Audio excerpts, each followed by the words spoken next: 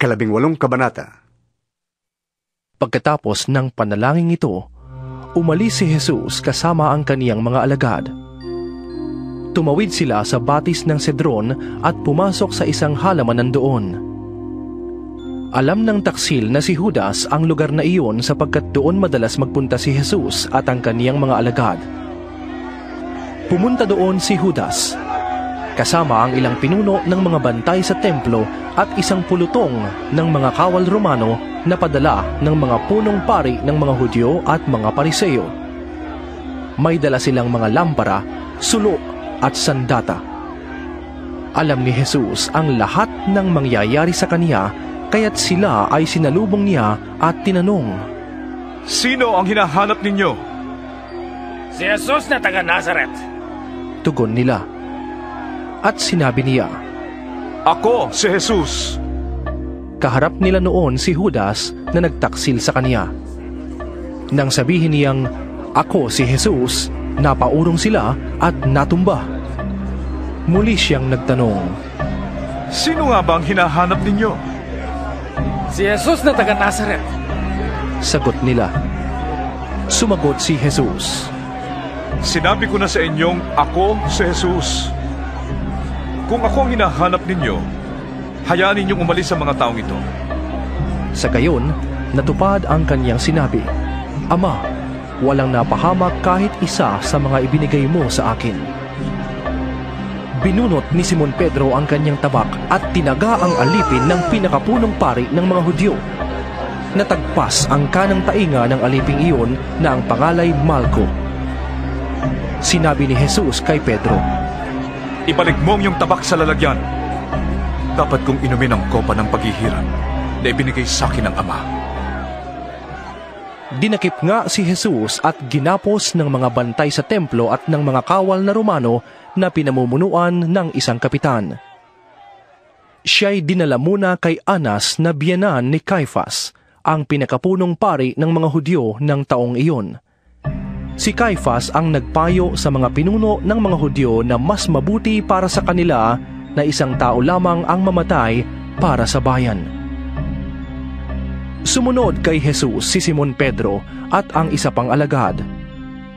Kilala ng pinakapunong pari ng mga Hudyo ang alagad na ito, kaya't nakapasok siyang kasama ni Jesus hanggang sa patio ng bahay ng pinakapunong pari. Naiwan naman si Pedro sa labas ng pintuan, kaya lumabas ang alagad na kilala ng pinakapunong pari. Kinausap ang dalagang nagbabantay sa pinto at pinapasok si Pedro.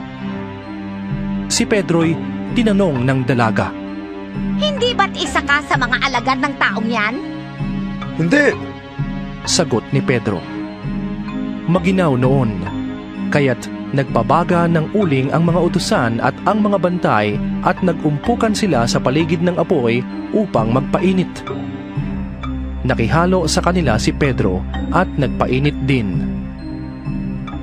Tinanong si Jesus ng pinakapunong pari ng mga Hudyo tungkol sa kaniyang mga alagad at sa kaniyang mga itinuturo. Sumagot si Jesus, "Hayagan ako nagsasalita sa madla at lagi akong nagtuturo sa mga sinagoga at sa templo na pinagtitipunan ng mga Hudyo. Wala akong sinabi ng palihim.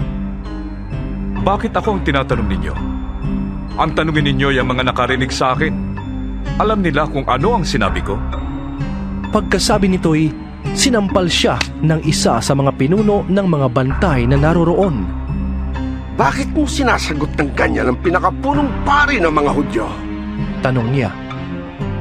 Sinagot siya ni Jesus, "Kung nagsalita ako ng masama, patunayan mo. Ngunit kung mabuti ang sinabi ko, bakit mo ako sinampal?" Pagkatapos, si Jesus ay nakagapos pa rin ng ipinadala ni Anas kay Caifas, ang pinakapunong pari ng mga Hudyo. Habang nagaganap ang mga ito, si Simon Pedro ay patuloy na nagpapainit sa tabi ng apoy. Siya'y tinanong ng mga naroon, "Hindi ba't alagad ka rin ng taong yan?" "Hindi!" sagot ni Pedro. Tinanong naman siya ng isa sa mga utusan ng pinakapunong pari ng mga Hudyo at kamag-anak ng lalaking natagpasan niya ng tainga, Hindi ba ikaw ang nakita kong kasama ni Jesus sa halamanan? Muling ikinaila ito ni Pedro at siya namang pagtilaok ng manok. Maaga pa, dinala na si Jesus sa palasyo ng gobernador mula sa bahay ni Caifas. Hindi pumasok ang mga pinuno ng mga Hudyo sa palasyo ng gobernador upang sila'y huwag maituring na di karapat-dapat kumain ng hapunang Pampaskwa. Kaya't si Pilato ay lumabas sa palasyo at tinanong sila.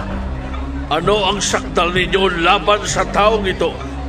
Sila'y sumagot. Hindi po namin siya dadalhin sa inyo kung hindi siya gumawa ng masama.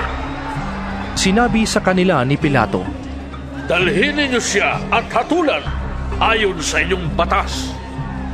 subalit sumagot ang mga Hudyo. Wala po kaming kapangyarihang humatol ng kamatayan kanino man. Nangyari ito upang matupad ang sinabi ni Jesus kung paano siya mamamatay. Si Pilato ay pumasok uli sa palasyo at ipinatawag si Jesus.